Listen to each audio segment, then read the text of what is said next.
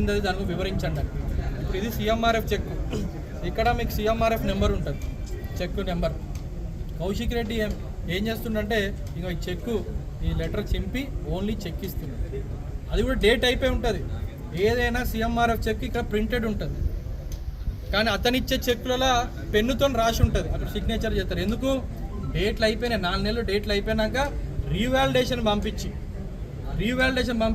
మళ్ళీ తీసుకోవచ్చు. ఎందుకు? ప్రజలు పోయి మా చెక్కులే మెసేజ్లు వస్తాయి వాళ్ళకి. ప్రజాప్రభుత్వంలో ఎప్పుడైతే CMRF చెక్ ప్రాసెస్ కాగానేనో మెసేజ్ వస్తుంది వాళ్ళ మొబైల్ ఫోన్లో.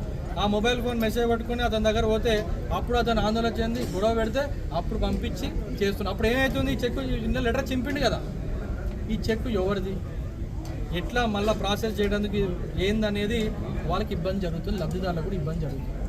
ఇది ఎందుకు చేస్తున్నాడు అని మా ప్రశ్న. ఇక మా ముఖ్యమంత్రి గారు ఫోటో ఉంది, భయపడుతున్నాడు ఇక్కడ.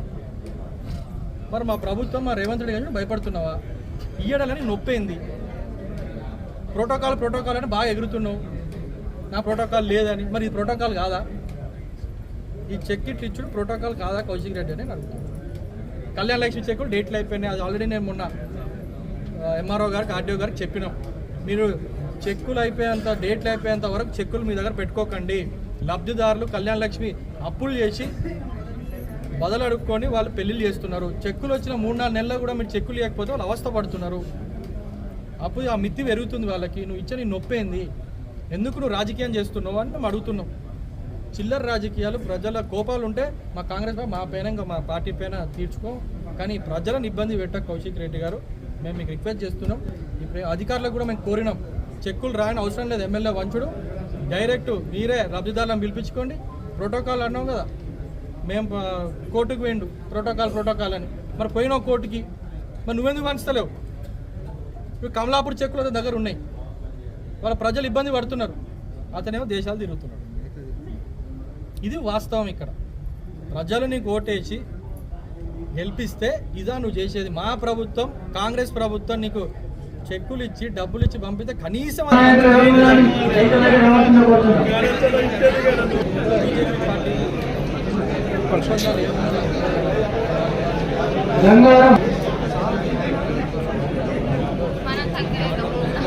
ప్రజలకి మీకే తెలియజేస్తుంది. నేను తెలియజేస్తూ అన్ని పథకాలు, అన్ని సంక్షేమ పథకాలు ప్రతి ఒక్కటి రేపు రానున్న మా ఎలక్షన్ల మా 18 నెలల మా పాలన తెలిసి వస్తుంది.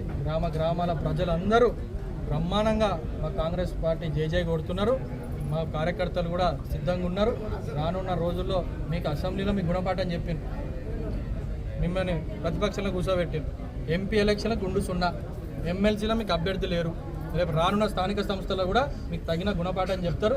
ఎందుకంటే ఇతను ఒక సూసైడ్ రీల్ స్టార్ కదా, సోషల్ మీడియాలో 3.0 లోడింగ్ అనేది పెట్టిండు. AK-47 నా పైన కేసులు పెడుతున్నా, AK-47 అవుతాను. దీనికి కేసులు పెడుతున్నారు. నీ పైన కక్షపూరితంగా కాంగ్రెస్ పార్టీ ఒక కేసు అయినా పెట్టిందా? నువ్వు వ్యాపారం బెదిరిస్తే నీ పైన కేసు పెట్టిండు. నువ్వు ఇల్లందుకుంటా SIని బెదిరిస్తే పోలీస్ స్టేషన్ వెళ్తానే నీ పైన కేసు పెట్టిండు. నీకు హుజురాబాద్లో డాక్టర్ని హాస్పిటల్ నువ్వు బెదిరిస్తే నీ పైన కేసు పెట్టిండ్రు. అప్పుడు నువ్వు కాంగ్రెస్ పార్టీలు ఉన్నావు, TRS వల్ల మీ పార్టీ ఇప్పుడు ఉన్నట్టు నీ పైన కేసులు పెట్టిండ్రు. జూబ్లీహిల్స్లో ఒక సీనియర్ వాళ్ళతో గొడవలు, నీ మొత్తం నీ కేసులు ఎవ్వరు అక్రమంగా పెట్టలేదు. నువ్వు దందాలు, గుండాయిజాలు, రౌడీయిజాలు చేస్తేనే తమరి పైన కేసులు పెట్టింది కౌశిక్ రెడ్డి గారు. అన్యాయంగా నీ పైన కేసులు పెట్టాల్సిన అవసరం మా ముఖ్యమంత్రికి లేదు, మా ప్రభుత్వానికి లేదు. అది తెలుసుకో. నువ్వు ఉట్టినే AK-47 అయితే అదే AK-47 ప్రజలను కాల్చుకొని పీడిస్తున్నావు నువ్వు గన్లాగా.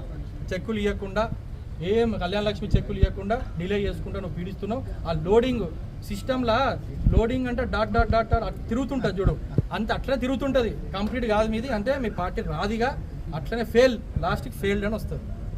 ఇది సత్యం అని నేను తెలియజేస్తూ అందరికీ నమస్కారం.